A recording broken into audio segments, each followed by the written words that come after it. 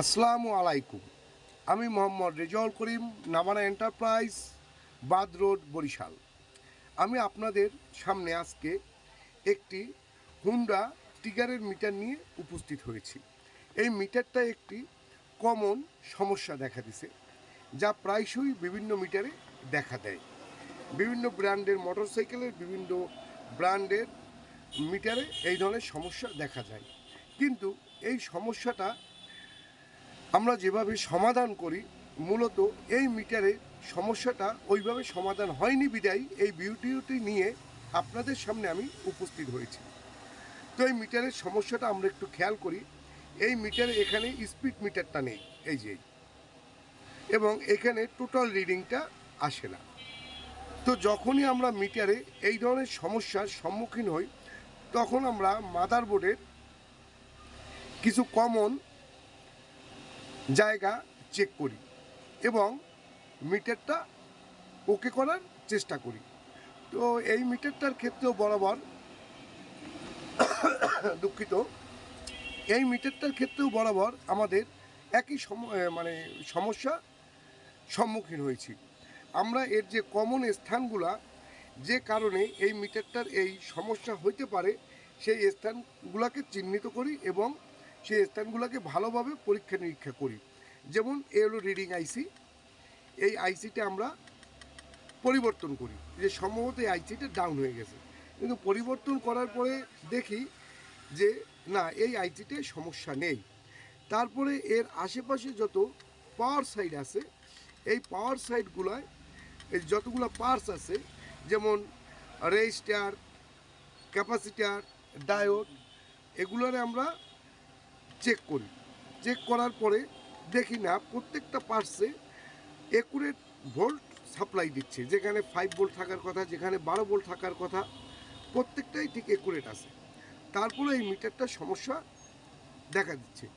তখন মিটারটা নিয়ে একটু বিভ্রান্তিতে পড়ি এবং আমরা হাল ছাড়ি না। তো মিটারে বিভিন্ন সমস্যা হইতেই পারে, অধৈর্য হইলে হবে না, ধৈর্য সহকারে সমাধান করতে হবে।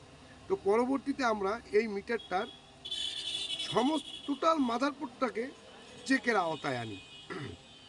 এক পর্যায়ে আমরা দেখি এই যে আইসিটা, যে আইসির মাধ্যমে এই আইসি থেকে এই যে ক্যাপাসিটার, এই ক্যাপাসিটার একটা সংযোগ আছে। তো এই সংযোগের ঠিক মাঝখানে দুইটা রেজিস্টার আছে।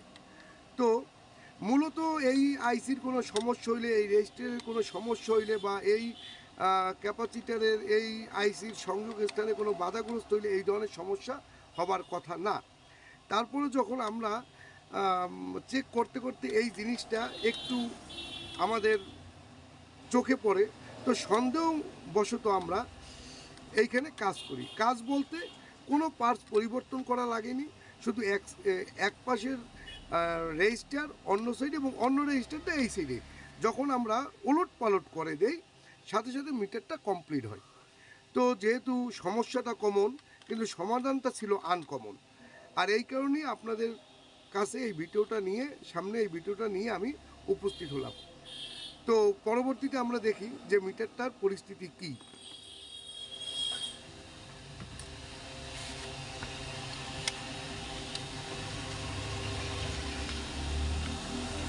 পাওয়ার লাইনটি একটু খেয়াল করবেন, যারা মিটারের সার্ভিসিং কাজ করেন তাদের এই পাওয়ার লাইন অনেক উপকারে আসবে। নেগেটিভ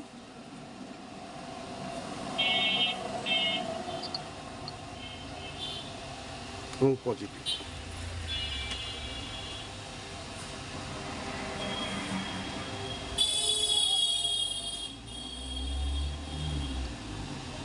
হ্যাঁ, তো মিটারটা অন হয়েছে।